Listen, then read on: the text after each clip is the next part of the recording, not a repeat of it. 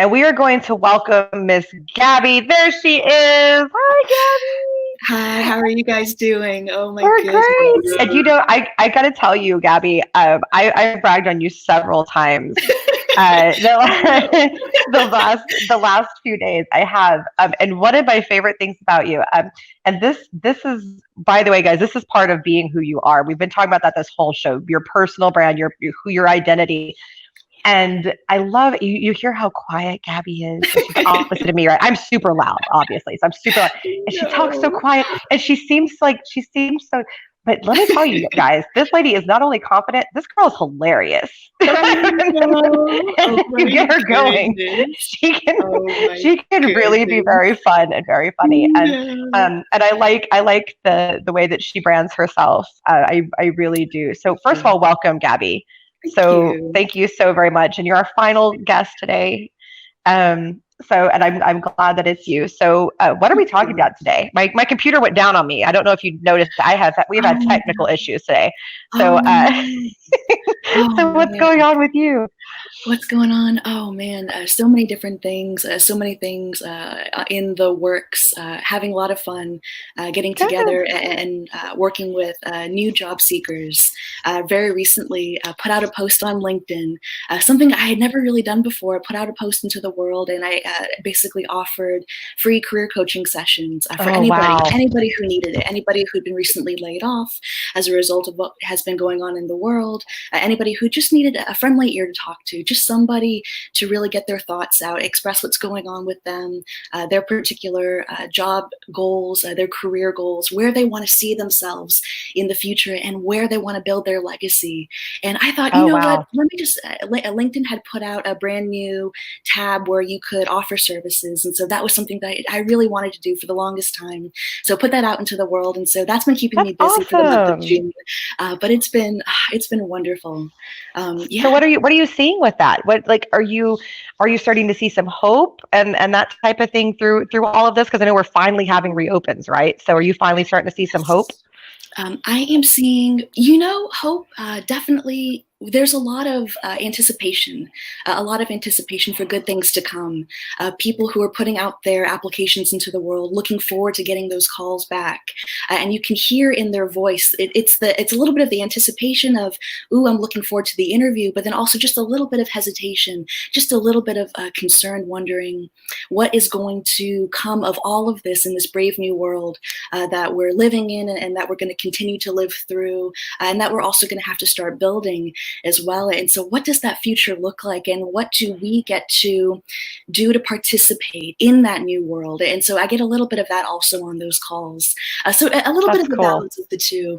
But definitely, I love, and I can see the enthusiasm in people's faces when they talk about all the different jobs that they've been looking at and eyeballing, and how they've been saving the job postings in their favorite section. And I've been talking to my family and my friends, and I found this job that I absolutely love, and I'm going to apply, and I hope I get a call back. And I do get a lot of that energy there, which is so That's wonderfully awesome. appreciated. And so I'm looking forward so much. I know all of us are, but I'm looking forward so much to where Yes. we do start seeing a little bit more of that consistency returning back into the marketplace, Yes. where we do see a little bit more of that cyclical nature of the job candidate really putting their time in, and then seeing that return come back to them. And so, and I know that hiring managers as well, recruiters as well, all of us are looking forward to things going back to that playing field that we're all familiar with, that we all know, and that we can also, again, continue to build on, continue to grow on as we all move forward in our legacies. And so that's something that Right. I'm getting a lot of for those career coaching calls. And so it's That's been a lot of awesome. fun. It's been so That's much fun. cool. So what as people are having to market themselves, because the job market's very different right now. I mean, you and I both know this. It's and Trevor knows because of who you know and everything he does there. This market and it keeps changing. It just every time we think we get a hold on what's going on, it goes bloop back the other direction. So I'm like, gosh, you know what this market is like? It's like our technology today on Career Launch. It's just doing whatever it feels like, No, and we don't know what's going no. on. Oh my So goodness. so what is your let's start with what is your advice to candidates on marketing themselves with the pivots that are happening? the constant pivots that are happening. What is your advice to people marketing themselves?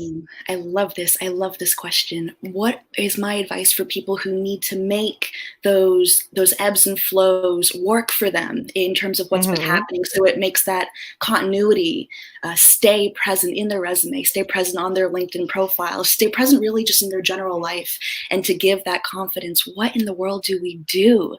So we have organizations very much that were in a growth phase. It seemed that money was flowing. It seemed that everything was going just on an upward trajectory, and we didn't really have any anticipation of things really falling. We had some talks about a recession. We had some of those conversations taking place, but it wasn't something that we took, in my opinion, that we were taking very seriously. It was more of a in the horizon. We kind of see it there, but we're not going to give too much credence to it. We're not going to really think too hard on it. Let's keep focusing on the growth. And now something like this happens, and we have a big wrench that's been placed for many of us who've been laid off with those 10, 15, 20 years of experience, beautiful experience under their belt, a beautiful resume. There's no gaps in experience. It's a beautiful flow. And then all of a sudden it's like, bam, here's a chunk of time that's been missing, and we get frustrated with ourselves, especially if we're maybe perfectionism isn't quite the right word to use, but if we feel that we need to have all of our ducks in a row exactly as so, and we can't quite have any shift in that alignment, that can be very frustrating, and understandably so. And so the way that I have been, when we've been talking together, job candidates and myself, and I hear a little bit of that in the conversation, that concern and that hesitation, what do I do? And how do I make that gap work for me? I always go back to the idea of, what can you do for the hiring manager in that moment? What can you do for the organization in that moment? Because it wasn't just you. It may feel, and understandably again, it may feel like it's just us going through everything that's happening in the world. It's just our families being affected. It's just our little community, what we're seeing. But the organizations you're applying to, they're all made up of individuals. Those individuals have experienced the exact same setbacks and hardships and difficulties, their own loved ones. If they themselves in their immediate family haven't experienced a laid off, their own loved ones outside of that immediate family more than likely have. Their friends, their colleagues. And so it's a very human playing field in many ways. It's very much a human-to-human interaction. It's you as a job candidate acknowledging the humanity of yourself, the humanity of the situation, and then turning back and saying, I acknowledge you. I see you as the hiring manager. I see you as the recruiter. I know that you're an employee just like me. You care about your job security just like me. You're also thinking about that linear narrative and who you want to be and how you want to maintain that image of yourself and that vision for yourself and for your family. But it's all about, what can I do for you? And so that is the narrative I hope that people hold on to and maintain going forward, because no matter what happens, even if your resume does have those gaps, even if you've been laid off, you've been at home, you've been watching what's been going on in the world and thinking to yourself, man, I would love to be doing something right now, but maybe right now there just isn't quite that opportunity to do the things that I would like to do, or that I feel would benefit me, benefit my loved ones, and benefit my family. But then we go back and we lean into the humanity side of, listen, we're all in it together. I see you as a hiring manager. I see what you're going through. I see what your company is going through. And right now, you probably very much need that person who's that painkiller, that person who's going to step in right now and make something happen right now. And don't worry if it's not perfectly aligned with my expectations as an employee, but if there's something that you need, I'm here for you. Whatever you need, just let me know, and give them that confidence back, that trust, that hope, that Empathy is definitely empathy. Like you're saying, empathy is key. Also, giving back is crucial on every side, whether you're HR or recruiter, manager, whether you're a job seeker, honestly, give back, and reach out and let people know, hey, I know you've got a lot going on. I see. And don't say, I know you've got a lot going on, but and then ask for Yes, don't do that. Yes. Don't do that. Just no buts. And exactly. yes. Oh my And you can, even if you, by the way, guys, even if you need something from them, there's a way to word that so that you don't seem needy and rude. So like you can call, let's say I'm reaching out to Trevor. And I go, hey, Trevor, I just wanted to check on you, man. I know it's been crazy. And now we're coming back into the office and there's the shifting and all that. I just want to let you know I am here to help you and all that. And on that topic, here's this project. I just wanted to ask you this question about it. There you go. Now we're collaborating and we're working together. And it's about how you communicate, as opposed to me going, Trevor, you didn't send me this information that I needed, and you're taking forever. And don't do that. Emotional intelligence. It's just sales 101. Emotional intelligence. Yes. Able to have empathy and communicate. Like that's what this is all about. I mean, yes. And I will tell you too, the number one tip I give every employee I've ever, and even job seekers that I have ever worked with, is reread your emails before you send them. Every single email that I send, I reread it before I send it. Because sometimes you go, oh, that came across naughtier than I meant for it to, or, oh, wait, that doesn't quite, communicate the message that I need, that type of thing. And when you go back through it, read it from the outside perspective. So if you're upset, remove yourself. See it from their perspective. If you have a need, read it and go, does this accurately communicate my need, or is this confusing, or is this off-putting? That type of thing. Absolutely. So Gabby, what on that note, so as people are, we've talked about, coming back into the, we're talking about branding yourself and kind of getting out there. So how are you telling people to go about looking for that new career right now? What's your advice to people? Ooh, for looking for that new career, if it is looking in the same plane that you were operating in, and I'm referring to industry-wise, if you were a project manager before and you want to pursue project management again, and maybe you've been laid off, and that the projects you were working on and the things you were working on has come to a bit of a stop, and you're thinking to yourself, well, what in the world am I going to do? I want to get back into the swing of things. I want to go back to building projects. That is the energy that I want you to take with you into that next role, and let the hiring manager know and let the companies know that that was who you are in your previous role, and that's what you want to bring back into the narrative in the new role. And so the reason why I bring that up is many of us in many ways want to see that continuity that looks like this. And so right now what we're seeing in many ways is we were here and now we're starting to see a little bit of a dip. And so maybe as we go into our new roles, it won't be quite as fast paced as maybe we were used to in our previous roles. It may not quite have that same, what's the word I'm looking for? That oomph, that strong factor. When we went into our jobs and we knew exactly where we needed to be and who we needed to speak to and what that routine was. We want that when we have lived it for so long. We want that consistency to keep going, and our organizations want the exact same thing. They would love for things to go back to the way that we knew them as. We'd love for things to go back to being in that consistent playing field. And so when we go into those new jobs, it's all about the way that I see it, the way that I've been communicating back and forth with others. It's all about bringing that energy with you into that new role and just giving that assurance and letting them know that, hey, all of the passion that I had in this previous role as a project manager, program manager, product manager, all that energy that I brought into that business life cycle and keeping that life cycle going, I am still here with that energy, and I want to bring it to your organization, whatever it may look like, especially at the beginning, moving forward. That's something that I want to give and continue to give back to you. But if now, let's say you are a project manager and you're thinking about making that career pivot and you're seeing this playing field and going, well, here's my opportunity. Here's my opportunity to really pursue something new.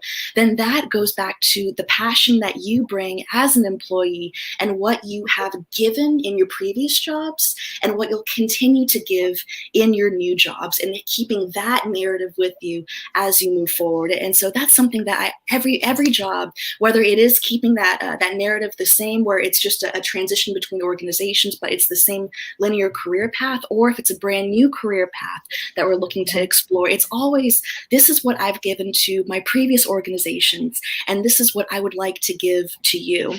And right. That's so key, is you have to tie it back into what you can do for that organization. Right. That's all that's all they care about anyway, is what you're going to do for them. They don't care what you did for the last guy. They care what you're going to do for them. That's true. So, so kind of the last thing I want to ask you about, Gabby, is, you know, everybody keeps asking me, you know, is this coming to an end? Are we, you know, seeing the light at the end of the tunnel? And I tell people, I don't know if COVID's coming, going, whatever it's doing. I said, but I do believe we are seeing the light at the end of the tunnel, because we're starting to figure out what to do with it. Yes. You know, it's not just, you know, so do you, what's your take on that, and where we're going from here? Absolutely. I love the way you put it. It was so perfect, Catherine. Oh my goodness. When we are living in something new. And so it could be, we could even take this as an example. We could apply it to all sorts of life circumstances, the birth of your first child. It could be a marriage. It could be anything that shakes up your foundation and your identity of who you are. And it's always interesting in that first year where we're not quite sure where our footing is. We're not quite sure how to communicate. Do we keep with ourselves? Do we take on that new identity? How do we navigate that identity? And it's always a very interesting, it's a very unique time. And in many ways, for many of us in those situations, it's a time to celebrate. It's a time that all of us get together. Right. We get excited about that new adventure in our life. And so what happened with all that's going on in the world with this pandemic and of course other events in the world, we're thinking to ourselves, oh my goodness, here's a new foundation.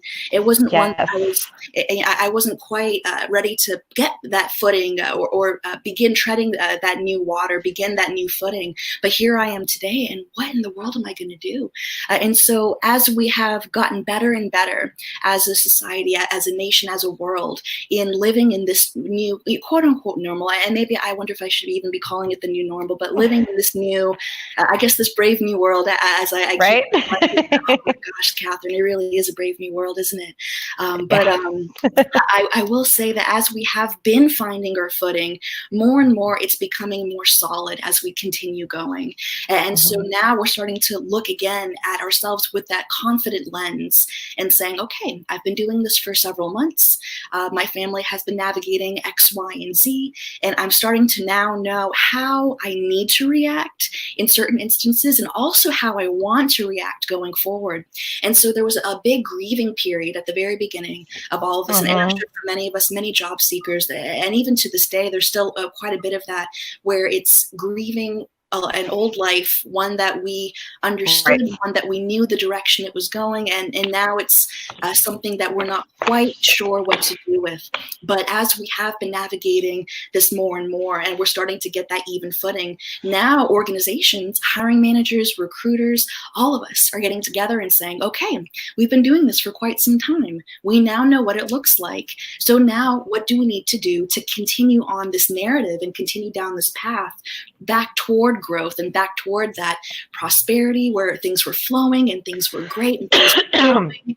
And so it just comes down to that footing, finding it again, and then looking forward. And so I agree with you where the light at the end of the tunnel is so, I see it, and I feel it too, and job seekers are feeling it too. And it is such a wonderful thing. And it all does come with us being in that moment. So yeah, Catherine, to answer your question, absolutely. Good. Absolutely. So hope. Well, thank you so much, Gabby, for joining us. We really appreciate you as always. I was going to tell you, you are the light, okay? You can see the light shining through you. Trevor. I know. Doesn't she just have the best energy? I love it. I do. My favorite. Oh my goodness. Thank you both so much. What an opportunity this is. It really is. And I know all job seekers here are very appreciative of you both and very excited for the session and all future sessions to go with the Career Launch team. We're very, very excited about all this, and so thank you. I'll say bye, and and we'll talk to you again soon, I'm very sure. Absolutely.